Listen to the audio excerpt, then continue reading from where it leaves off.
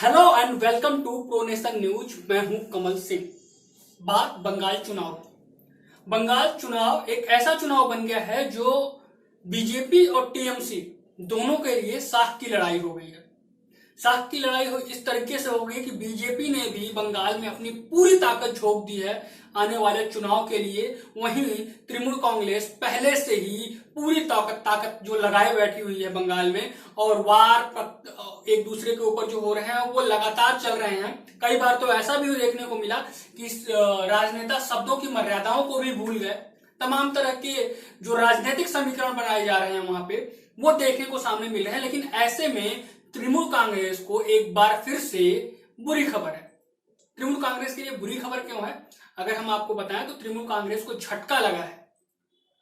अभिनेता मिथुन चक्रवर्ती जो कि बंगाल में बहुत पॉपुलर है, और उसके साथ साथ आपको बता दें कि 2014 में तृणमूल कांग्रेस की तरफ से इन्हें राज्यसभा भेजा गया था। लेकिन तबियत खराब होने के बाद 2016 में इन्होंने अपने पद से इस्तीफा दे दिया था। अब वो मोहन भागवत से मिले हैं। दरअसल मिथुन चक्रवर्ती के घर पे जाके मोहन भागवत ने मुलाकात की, उनसे बात की। अब ऐसे में कयास ये लगाए जा रहे हैं कि मिथुन चक्रवर्ती भारतीय जनता पार्टी के टिकट से बंगाल चुनाव में मैदान में उतर सकते हैं, जो कि तृणमूल कांग्रेस के लिए बहुत बड़ा झटका हो सकता है। और ये पहली बार नहीं हुआ है कि जब मिथुन चक्रवर्ती को कयास लगाए जा रहे हैं कि बीजेपी में शामिल होंगे। 2019 में भी ऐसा हुआ था जब वो मोहन भागवत से नागपुर में जाके मिले थे, जिसके बाद उन्हें अपने घर पे आने का न्योता दिया था। और 2021 में चुनाव से पहले, बंगाल चुनाव से ठीक पहले, मोहन भागवत का मिथुन चक्रवर्ती से मिलना कई सारे समीकरणों की ओर इशारा करता है।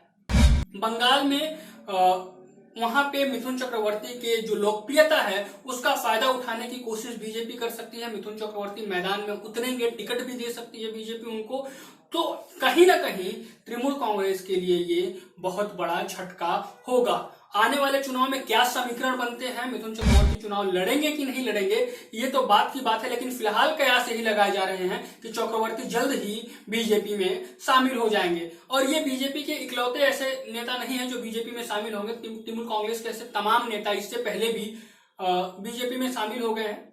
और बीजेपी टीएमसी को लगातार बंगाल चुनाव से पहले झटके पे झटके लग रहे हैं। वहां पे कुछ समय पहले ही राज्यसभा सांसद दिनेश त्रिवेदी ने भी राज्यसभा में इस्तीफे की पेशकश की थी, इस्तीफा दे दिया था। और उन्होंने इस्तीफा देके कहा कि हम अब, हालांकि ऐसे कोई बयानबाजी नहीं की कि हम बीजेपी में शामिल होंगे कि नहीं शामिल होंगे, लेकिन उन्होंने कहा कि मेरी अंतर आत्मा अब गवाही नहीं दे रही है। आपको बता दें कि दिनेश त्रिवेदी वही दिनेश त्रिवेदी हैं जो यूपीए सरकार में कुछ समय के लिए रेल मंत्री भी रहे थे टीएमसी की तरफ से। ऐसे में बड़े बड़े नेताओं का टीएमसी का साथ छोड़ना टीएमसी के लिए खतरे की घंटी या खतरे का संकेत कहा जा सकता है। बहरहाल बंगाल चुनाव पे जो भी समीकरण बनता है उसकी तमाम अपडेट हम अपने यूट्यूब चैनल के जरिए आप तक पहुंचाते रहेंगे, बताते रहेंगे। तो हमारे चैनल को सब्सक्राइब कर लीजिए, बेल आइकन को भी क्लिक कर लीजिएगा। साथ में इस वीडियो को लाइक करना, शेयर करना और कमेंट करना ना भूलिएगा।